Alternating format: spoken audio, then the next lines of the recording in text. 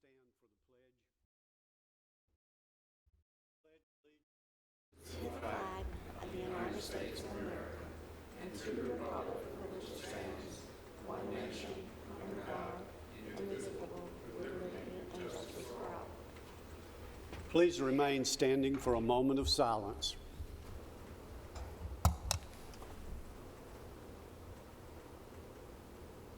Thank you. Call the roll, please. Mike Curtis.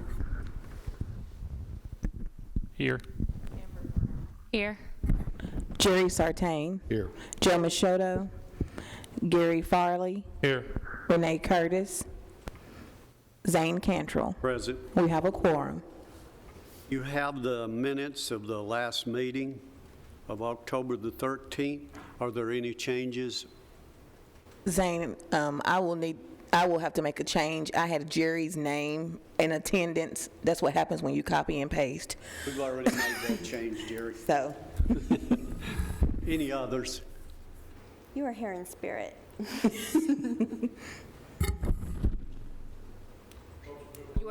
Have a motion that be approved. Have a second. Call the roll, please. Mike Curtis. Yes. Amber Brown. Yes. Jerry Sartain. Yes. Gary Farley. Yes. Zane Cantrell. Present.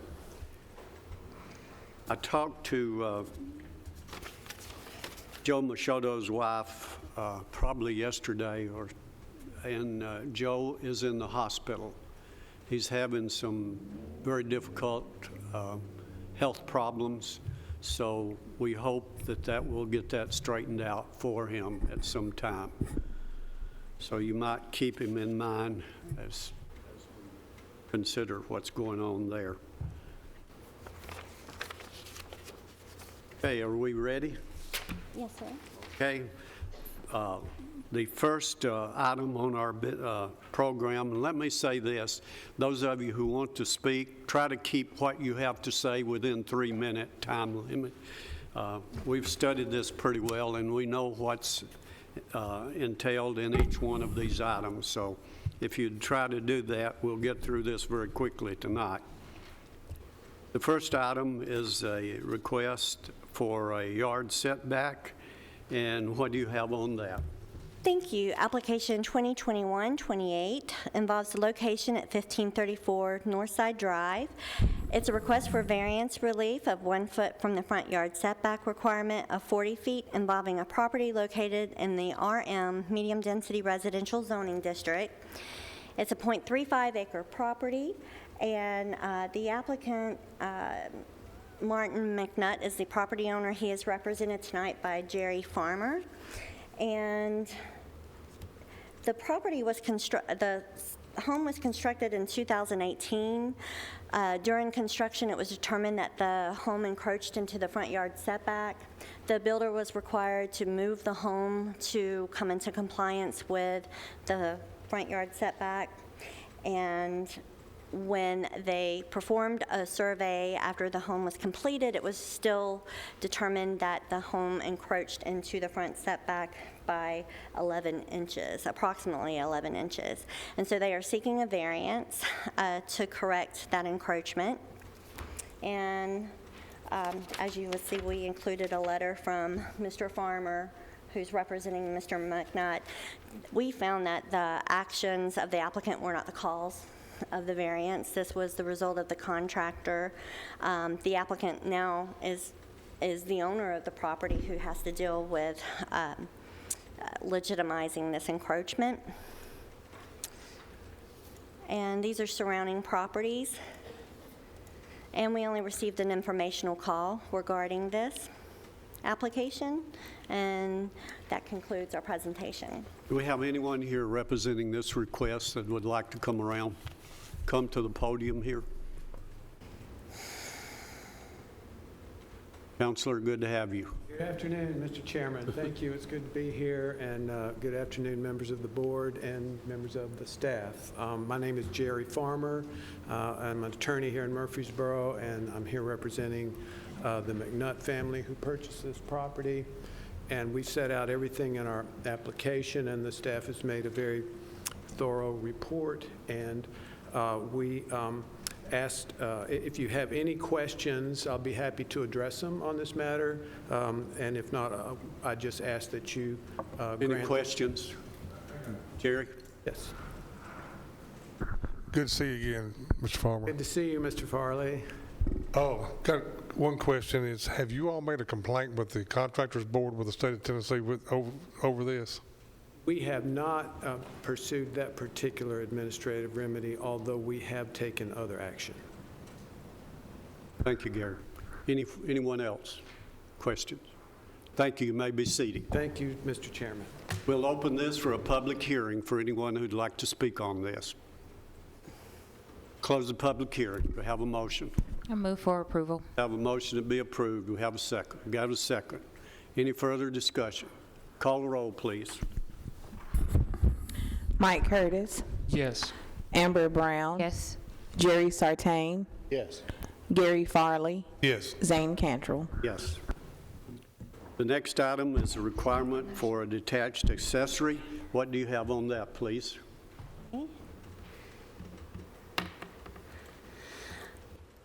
Thank you. Application 2021-29 involves the property at 401 Coleman Hill Road. It's a request for variance relief of 1.1 foot from the rear yard setback requirement for detached accessory structures of 5 feet involving a property located in the RM zone. And this is the existing property. Earlier this year, they constructed a building. It's not represented on the aerials yet. This is from early 2021. And we received a complaint, and upon investigation, it was determined that the structure was not permitted, and it also encroached into the setback by 1.1 foot. They are 3.9 feet off of the rear property line. And the applicant had provided an extensive narrative that was included in your staff reports detailing the reasons that they found themselves in this predicament, not having a permit and being too close to the property line. And they will also be here tonight to make a presentation to you. So this is a common drive that accesses several lots off of Coleman Hill Road. And you've got agricultural land out here.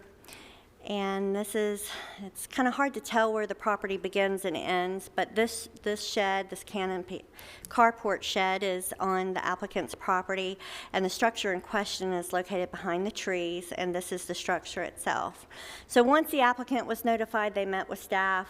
They determined a course of action to get a permit for this property. We can't, for this structure, we can't issue a permit until the the setback is remedied by the variance. The applicant indicates that this structure will be used for personal use only and not associated with any business operations. We posted a sign on the property. This is the applicant's plan that they provided to us, and I'm sure that they will show you during their presentation. And so that concludes our presentation. We did receive one informational call. We have anyone here representing this? If you'll come around, please.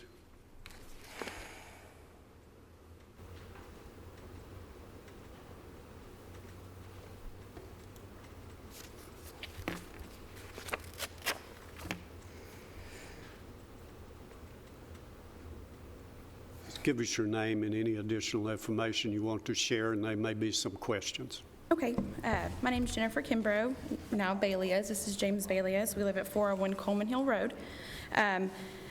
We had the accessory structure put in back around August. The complaint had come in after the structure was put in. We met with everyone to kind of discuss our next plan of action because one corner of the property line is a little closer than the other. So the way that the property line is angled, we are about 3.9 foot off the first rear set of the property. Going down the back side of the property, we're about 7 to 8 foot off the property line. So we're here today to request a variance of 15 inches off the property line so that way we can leave the building where it stands.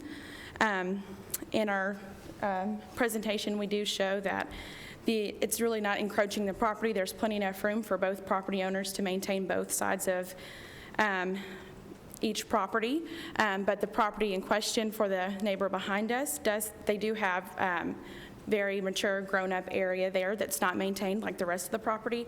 And of course, behind where the building is at, we have gravel laid that is essentially maintenance-free. We round it up and it keeps it clean, and we ensure that all of that's cleaned up and there's no issues there. Do we have any questions? Were you going to go through your presentation? We don't have to, because essentially, I mean, unless we wanted to show the aerial view, the updated aerial view. Okay, so you prepared a long. I'm so sorry, I prepared a lot. No, that's okay. It was great. Yep. So essentially, these are a few pictures here. I've got the movie too. Oh, okay. Okay. So essentially here you'll see a couple of the pictures of just like where the property was. This is before the building was put in. And honestly, this was probably before we purchased the home. So we purchased it in September 2020. When we purchased the home, we came in, there was a bunch of grown-up trees as you've seen pictured before, and we removed all of those so that way we could have more room for parking. And this here is a picture of our neighbor's property where the property line is marked by his trees. And then of course we have steel points in the yard in the corner of the property line that was put in by Huddleston Steel previous to our ownership.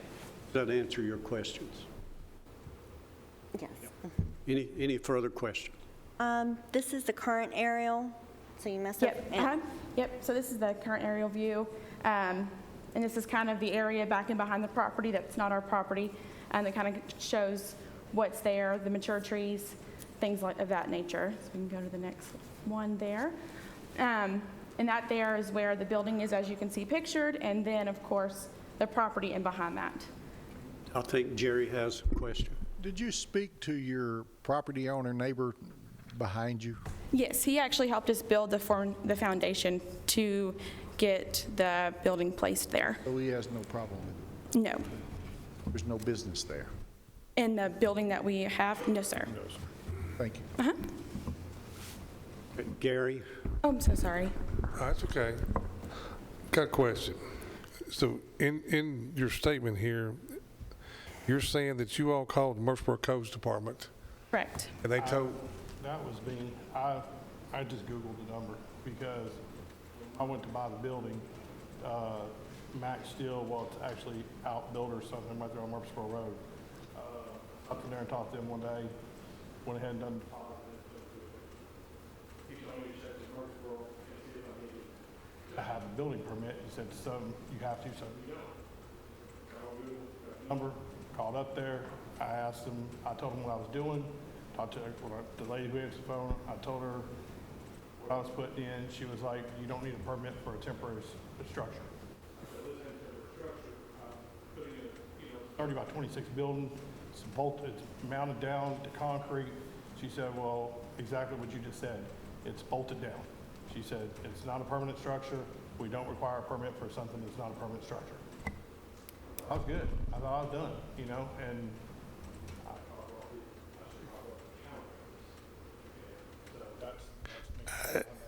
yeah. You say here, and you didn't say you told him your address. I gave him my address. Yeah. I said I'm at 401 Coleman Hill Road, Rockville, Tennessee. That's exactly what I told her. And I think once we called back, once the complaint was brought to our attention, the difference for Murfreesboro City and Rutherford County is Coleman Road and Coleman Hill Road. So once the address was given, I don't know if they differentiated which was which. And we realized that after the fact. I mean, I wasn't trying to be underhanded about it. If I knew I had to have a permit, I would have definitely gotten it. And I'll just tell you, the reason I'm asking that question, because Coleman Hill Road is a long way from the city limits of Murfreesboro. And I can understand if it was in some area where there's spot annexations, and it's kind of hard to know what's the city and what's the county. Right. And, because that's a long way from. Yeah. And honestly, we didn't question it because we just had bought the house and we're zoned for Eagleville High School. So the zoning there is weird all the way around, so we didn't really question it until after the fact. Who issued the complaint? We have the neighbor beside us, not behind us. So when you come down Coleman Hill Road, we actually own the driveway, from Coleman Hill all the way to the end. They have easements off of the driveway because we bought the house from the original people who put it in. They bought the property from the people who lived next door, but they didn't have a house there. Our address was the first one there, and then the people who originally owned the property had their property beside us on this side. And then later on down the years, and back in 2012, I think it was, the son of the people who had our house built the house beside us. Well, so it allows easements off of the driveway for any other use, you know, and then we have to all get together, maintain the driveway or whatever, stuff like that. Well, the property beside us, past us, The third house down. which was the son's house of the people who owned our house, they had both sold at the exact same time. We bought ours about a month after the son's house sold to the people who own it now. Well, they lived in California, but she was getting a transfer out here, but they didn't know when. Well, her work basically told her it was going to be a long time before they was able to get out here, so he rented it. The renter is the one who Has made this complaint. has made this complaint and a bunch of other complaints, just trying to start stuff because the owner of the property got here earlier this year. Well, he informed the renters that he was not extending the lease past their October date, and even gave them the option to find another place to live if they wanted to before their kids started school and all that stuff. Well, they didn't like that fact. I guess the renters didn't, because he was running a business out of the shop attached to the house. So the owner of that house is an electrician. He came over, and we are the ones who done all the electricity work to this new shop. Well, he was over there. The renter didn't like it, the fact that he was on the property, whatever, even though the owner of the house never even stepped foot over there and bothered him at all. Well, caused a bunch of stuff where he tried to All start. right, you're probably telling us more than we need to know. Oh, okay. Any other And that was questions? the whole case of the complaints. Any other questions? Thank you. You may be seated.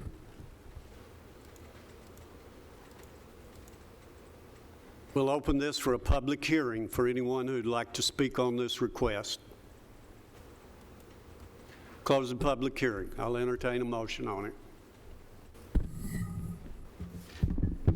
Up or down? I'll move to approve it. Motion to approve. Do we have a second?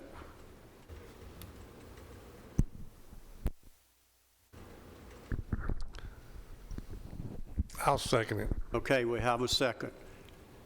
Call the roll, please. Mike Curtis, Yes. Amber Brown, Yes. Jerry Sartain, Yes. Gary Farley, Yes. and Zane Cantrell. Yes, it is approved. The next item we have is an ADU, and this is involved in a property located in a medium-density residential area. What do you have on that, please? Yes, sir. Application 2021-30 involves the property at 322 Carnton Court. It's a request for special exception approval for the establishment of an accessory dwelling unit involving a property located in the RM zone. And this is an aerial of the existing property. The applicant would like to construct an addition to the home that will measure greater than 50% of the principal structure, but this addition would house the accessory dwelling unit that an elderly relative will reside in. If approved, they would obviously have to demonstrate that they're still in compliance with their septic permit, as well as obtain all required building permits. The reason he's coming before you today is because the property is less than 1 acre. That automatically requires a special exception, and he's also asking relief from the 50% limitation for attached accessory dwelling units. We received one informational call regarding this request. These are the surrounding properties. And the applicant indicates that the addition will be located towards the rear of the property, away from the existing septic field. And that concludes our presentation. Do we have anyone here representing this? If you'll come around, please.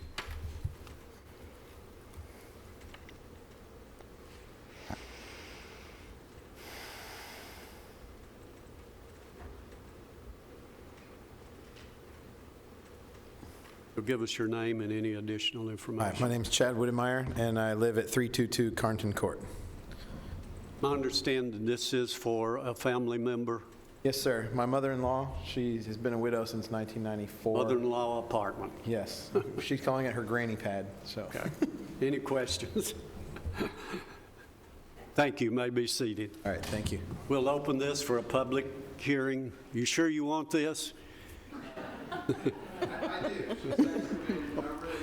I'm just kidding with you.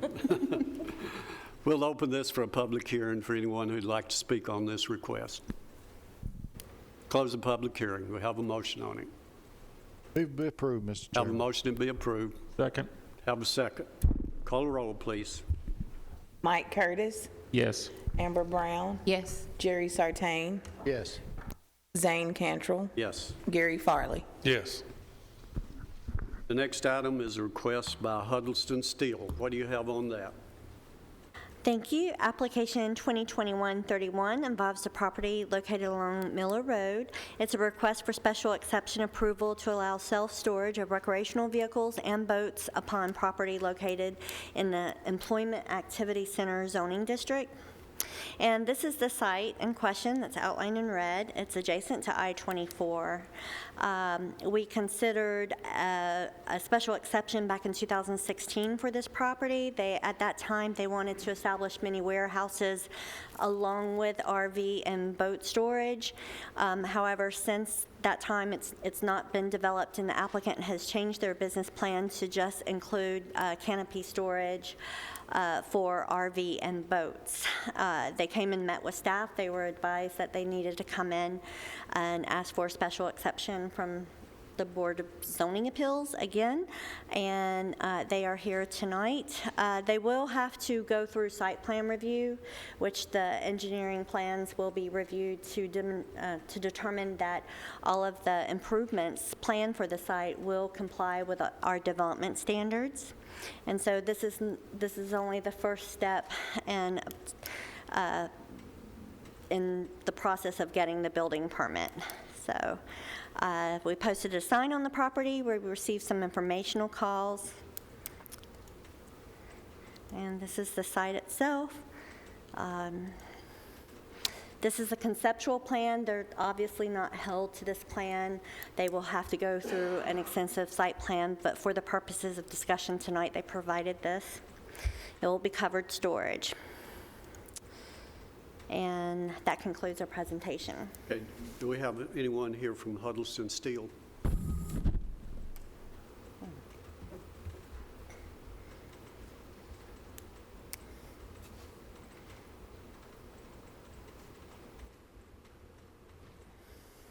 You know the routine. Chairman Cantrell, BZA members, my name is Clyde Round, Huddleston Steel Engineering. This project, as was mentioned, was approved for self-storage a ways back. They changed their business model and are basically wanting to go into the covered storage market. So it's really the same program as far as storage. It's just a different kind of application for it. So I'm here available for any questions you may have, but thank you for hearing our request. Neil, almost anything out there would look better than what you have there. It's rough out there right now. Pretty rough shape. It is.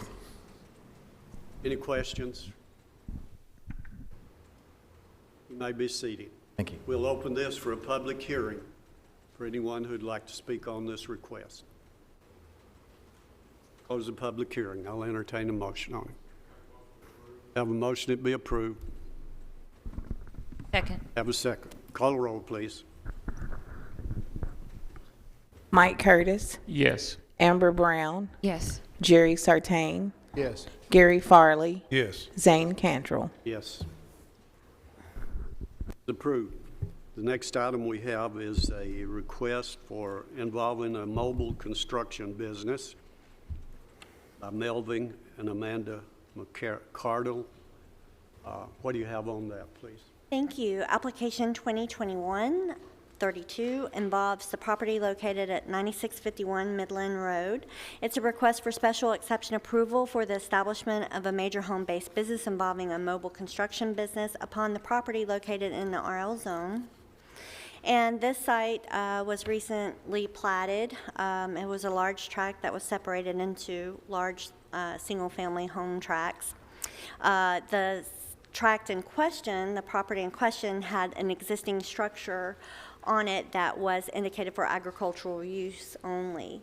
However, upon purchase, the applicant started using the structure for storage of materials and equipment related to a construction business. We received a complaint, and upon investigation, it was determined there were multiple violations, but the applicant was notified of those violations. One, a camper was parked upon the property, and that a business was being run from the property without having any approvals, not even a principal residence. The applicant was notified. They came in and they immediately filled all of the paperwork. They are in the process of obtaining the building permit if they haven't already obtained the building permit for the single-family home. It is their intentions to live there, and they would like to continue to use the structure. Now, we discussed earlier that you could condition it because the structure itself is in violation of the 40-foot setback, because if you change the use of the agricultural structure to a detached accessory structure, agricultural structures are exempt from setbacks. Detached accessory structures have to be located 40 feet from the front yard and 5 feet from the side and rear yard, provided that there are no other issues like conservation easements or any other type of easements from along those rear and side lot lines. So before they could establish the business in this, they probably would need to get a variance, and you could condition your approval if you choose to go that route by them obtaining a variance should they change the use of the structure. The applicant also intends to reside on the property during the construction of the home, and that is permitted by our zoning ordinance, that for the life of the permit, someone could live in temporary housing like a camper. They can move like a single wide or an RV onto the property and live on the residence during the construction of the home. A lot of people exercise that option so they can, provide some type of security during construction as well as have a place to live. So this is the shared driveway that all of the properties, part of the Harrison Tract subdivision, will use to access their property. It's maintained by an association. It was a source of some of the concerns, the calls that we got. There were some concerns about the wear and tear on this driveway due to the traffic.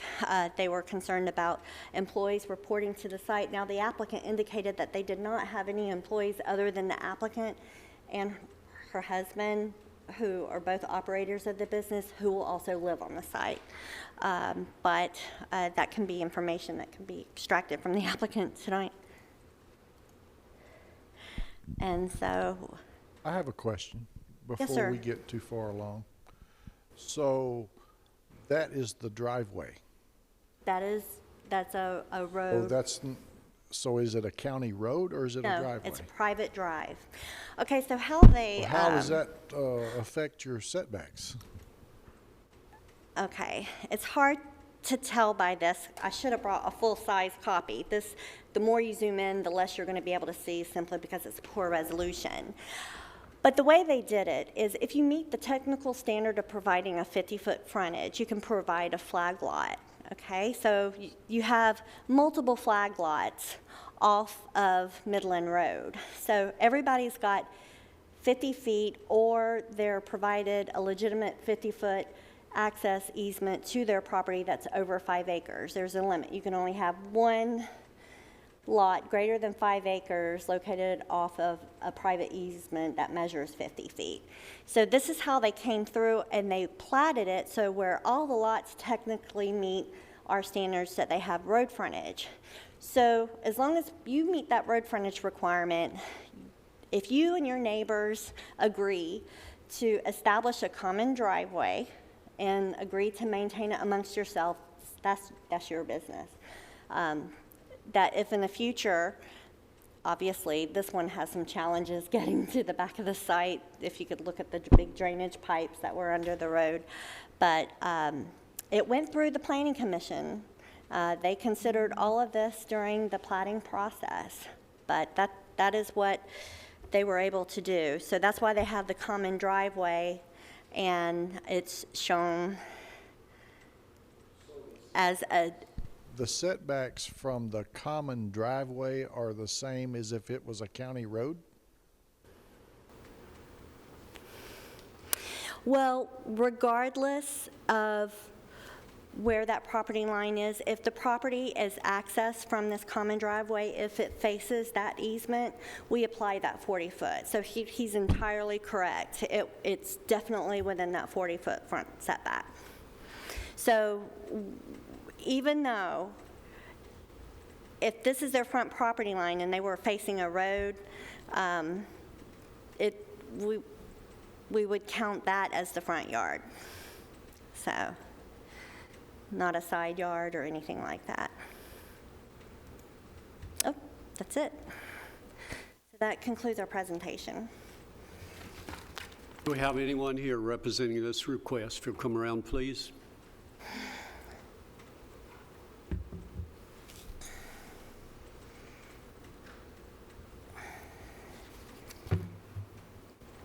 Give your name and any additional information you want. My name is Mel McCardle. Amanda McCardle. We're the owners of the property business in question. Any questions? How many vehicles are going to be on site? We have one work vehicle that's there. Anything else is personal. We own 2 personal trucks ourselves. Yeah, we have a 2020 gray Dodge and a 2007 red Dodge. The work truck, what kind of work truck is it? A 2004 Ford utility truck. And in the pictures, a lot of the debris and stuff that you see under the covered part is actually materials for our house that we're getting ready to build. We've bought tile and some different things that we're just staging there. And we're only waiting for septic for our building permits. Everything else is in line. We're just waiting on our septic permit. How many, I guess, homes or how many people are going to be utilizing this driveway? There's 8 lots. There's 8 lots? Yes, sir. I'm like you, I can't believe the planning commission done that. We had a lot of surprises on, when we bought it. Let me ask you a couple of questions on this. Explain to us what this mobile construction is. What do you do? I'm a general contractor, so I do some homes and things like that, but we also do some steel work. So like right now, we're on a project at Chelsea Place Apartments where we're going and tearing out some of their old. Will you store any of your equipment there on site? Yes, sir. I keep some miscellaneous metals and just paints and things like that we use for our business. And how many workers would come in there? Have you, just you? I don't have any employees. I have some 1099 labor occasionally, and I may have one of them show up and help me. Most of your work will be done by telephone or computer? Everything's yes, done sir. on site. Pretty much everything's done on site with, we do some minor painting and different things like that just to get ready for a job. We don't have customers come in. We don't have signage that, we don't even advertise. No customers come there, no signage. So how do you contact people for the job? How do they contact you? By phone or computer? Yeah, phone Yes, and sir, email. phone or Do you have a website? We do not. We've been in business. I took over a business a few years ago that my dad ran, and we're just word of mouth. We do work for a lot of the same. All right, do you plan on building your home there? You realize you cannot do that until you're living on site. Right, Do you have other plans other than a home to live on site? Yes, sir. As soon as we get building permits approved, we've got permission to live in the camper. Okay. So, and we were living there, but we didn't realize it was against the rules. So we've moved out, and all we're waiting for is our building permits. And once Do our you building have, permits- is it septic approval? Do you have, We've got the application. I guess the state's backed up. We put the approval it in hasn't been September. approved yet? No, sir. We're You waiting. can't build until you get that. That's correct, yes, sir. They And won't issue you building can't permits. put anything there until you have a septic tank. So you're looking at a long way down the road, even if the board thinks that this is appropriate. So you can't be working there. You have been working in the past, is that correct? Yes, sir, we weren't aware, our last house, we ran our business and did the same thing, and there were never any issues, so we weren't aware of this particular. Thank you. I appreciate you answering my question. Jerry? Any other? You may be seated. Thank you. We'll open this for a public hearing. Understand several of you want to speak. We have a 3-minute limit. If you'll come over this way and to the podium, if you have anything to say.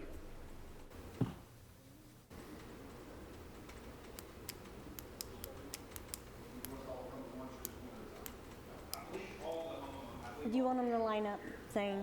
What? You want them to line up? Yeah, line up over here. Those of you who want to speak. Or you can have some of the others to speak for you.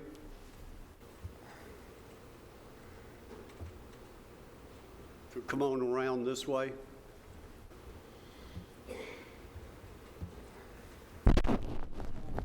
Yeah, come on to the podium. And when each of you speak, can you state your name and address very clearly? We have to keep minutes. So we can make that for the record. Okay. Hi, my name is Christina Hale, and my husband, David Hale. We own Lot 8, 9703 Midland Road. It would be the one basically right in front of his. And we just started construction on our home. We already have our septic and all that pool, so we just started our foundation actually today. So. I just have a couple concerns. Because it is a shared driveway, there has been a lot more use on the road there, and there's some considerable wear and tear on that part of the road already, and we all have to pitch in to maintain that road. I know there's been an instance where I've been trying to get to my lot, and it was completely blocked. The road was by, I want to say workers, I'm not sure. It wasn't the homeowner or the lot owner, but they were loading up trailers with a bunch of material, and I couldn't even get to my lot. So that's a concern for me. Also, it's residential. We purchased that lot specifically to have some land in a residential area, but also to have some restrictions at the same time. So it being opened up for commercial use, I just have concerns on what that does for my property value and if I was to sell in the future. Thank you very much. I would say also it's very concerning. We all have a lot of money invested in those properties. Everyone knows the market's super high. We've all paid a lot of money, and we're all building really big houses, and I believe that just kind of having a commercial, like putting a gas station at the corner of in the middle of a neighborhood, you know, it's not that, I mean, the guy's a nice guy. He's mowed my grass for me over this time I've been waiting to get built. I just, personally, we picked that for a very specific reason. If you just pick a lot on a main road, you can do whatever you want to. We moved from a neighborhood with HOA. A lot of people don't like HOAs. We kind of like them because it keeps things in order to where you can keep your property value and everything looks really nice. We all plan on paving that road eventually. We're all here to stay for a very long time. We're not just here to build and sell. We're going to all get together and try to pave it. Like, we all have a big dream there, and I'm just not sure that having a commercial business right there is really going to. We understand. Thank you very much. My name's Laurie Butler, and I own Track 7, which is 9695. We have, yes, that one. And we do have a septic permit and approval to build, and we've been out there several times, and every time we've gone out there, there's been more and more stuff that's been at that very front lot. And my husband and I said exactly the same thing. We come from a subdivision where that is a huge issue. Literally 2 houses down from me, a gentleman has a car shop that was built. And I'm not saying that that's what's going to be built, but it just got out of control very quickly. And for it to be at the very front as we drove in, it was an immediate red flag for us, for a subdivision that's going to be our retirement home. So it can't be, I mean, for us, it was just a lot of concerns, so. Thank you. I'm Jim Satterwhite. I have Lot 5 on the very back corner. I'm sorry, where did you live? Lot 5, very back corner. This Okay. one, On the or- bottom. Okay. That's been our concerns too. I've lived around businesses that people run them out of their homes, and when they get approvals for stuff, it just continues to build up. And I agree with everybody else. It's right in the front as you come in our driveway. It's the first lot there. And my understanding was is when they sold the properties that barn was supposed to come down. Now, that's what I was told my son was told that at the auction. But we've heard a lot of things out from somebody at the auction down there that hasn't turned out to be true, so. But that's our main concern is everything being seen, everything's open. You know, there's no doors on it or anything. So that's our concern about it. Thank you, sir. Hi, my name is Elbert Baker. I own lot number 4, which is opposite lot number 5. We're at the end of the kind of little cul-de-sac, and actually the lots were sold at an auction, and there were 3 handouts given the day of the auction. I have them actually with me. 2 of them said that the barn would be removed, and one of them, the large plat that you were actually referring to or talking about, says that the barn will be remaining as agriculture off to the side there, the little note was. But I think everybody here is concerned about the number. This is the largest purchase most people make, so they're concerned about that and living there and being here for a future. And what the restrictions are or were, since we are on a private road, lot number 4 and lot number 5 is responsible for maintaining the roads with the road with the other people. So you have a concern, I think, of trucks and number of vehicles on and off the road, and also a liability issue for those of us who actually own that or maintain that road. So I think there are a lot of things to consider, and the barn, while it was a great idea, if it weren't an eyesore, it would be different. But it sort of is an eyesore with the things and property around it. So, thank you. Thank you, sir. Hello, my name is Tyler Bowen. My wife and I own lot 2 and 3, which is right beside Mel and Mandy. It is lot 9657, and I'm blind, looks like 9663. I'm a real estate agent, so we go off lot numbers until we don't have to. But ultimately, I know this meeting isn't a question of integrity of Mel and Mandy. They're awesome people. We've got to know them quite some times, cutting down trees for the past year and a half, living life out there. But ultimately, I think a concern with most everybody, and also speaking for lot 6, we spoke with them yesterday, is ultimately opening up a can of worms of what else could happen, not only with Mel and Mandy's property or business, but what anybody else would then motion to do on their said property. Value-wise, also, I know Mel and Mandy don't plan to stay out there for a long time. They usually live in a house, flip it for 2 years, make the money in this awesome market, like a lot of us do, and move on. And ultimately, since it will be zoned, and I don't know the process on that, if it's zoned for them, will it be zoned for the next person? So I think that that kind of embraces our thought process of what truly will it be. I know a lot of my co-landowners here have hit a lot of points of values on houses. We do plan to build nice houses out there, and we want to keep the values up as high as possible. I know the day we signed on the dotted line, I did not buy this property from auction like most. I bought this property from Don Bruce. I'm sure you guys heard of him. He is a developer in town who builds a bunch of neighborhoods, and he sold them both to me. And the day I signed, we actually go out there and then we saw the camper. I was sad to see that, ultimately because I know it's a private road and it is residential.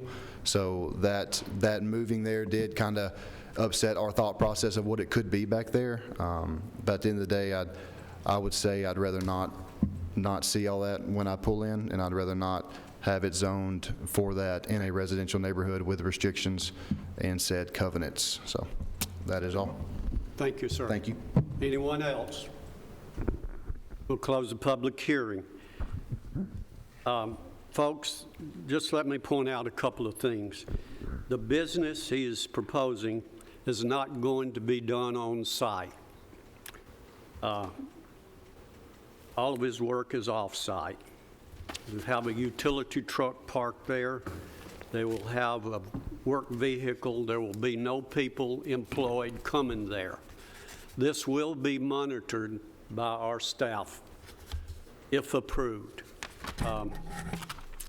The other part of it I'd point out to you, which has been reviewed by our staff, and it meets the standards that we set up. We set these up to make sure that everybody is protected. So I just point out a couple of things to you. Have any other comments from the board?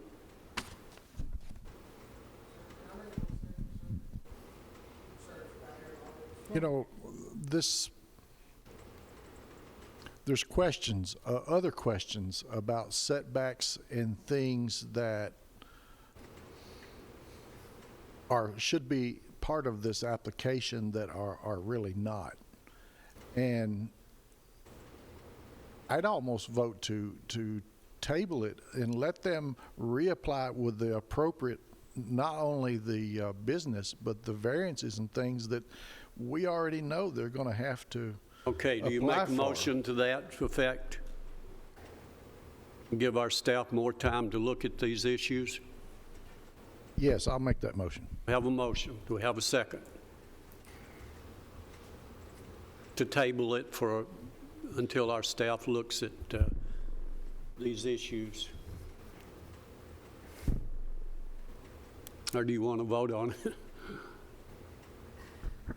Someone's got to second it for it. I've got to have a second.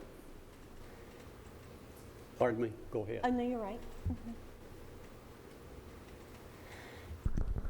I'll give it a second so that the Okay, we have county a attorney second. can tell us what he's going to tell us. Gary, did you have any further discussion? I understand what Jerry's talking about, but I mean, I just got a problem with it. To me, and Mr. Chairman, I understand what you were saying, Walker, but to me, this is going to adversely affect 7 other lots in that area. And I mean, I can't. I'm ready to vote on it right now.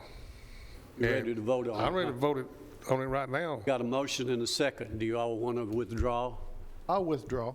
Okay, do you withdraw your second? I'll accept the withdrawal. Nick, did I need to do anything else? I think if the motions have been withdrawn, then you've got a clean table for any other motions. And Mr. Farley, in addition, remember that there are other parts of our code that talk about compatibility with the surrounding area. Right.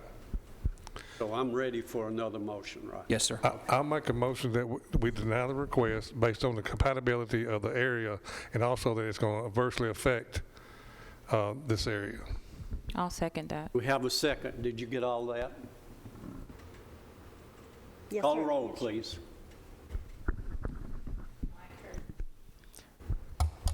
Mike Curtis, Yes. Amber Brown, Yes. Jerry Sartain, Yes. Gary Farley, Yes. Zane Cantrell. Yes. Do we have any other business to come before the BZA? No, sir.